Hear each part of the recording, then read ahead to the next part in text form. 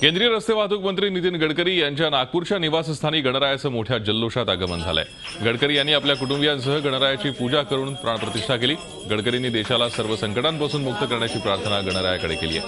तसंच नागपूर विदर्भाच्या विद्येचं माहेरघर व्हावं अशी इच्छाही त्यांनी व्यक्त केली आहे। गडकरी दरवर्षी आपल्या नागपूरच्या निवासस्थानी गणेशोत्सव साजरा करतात।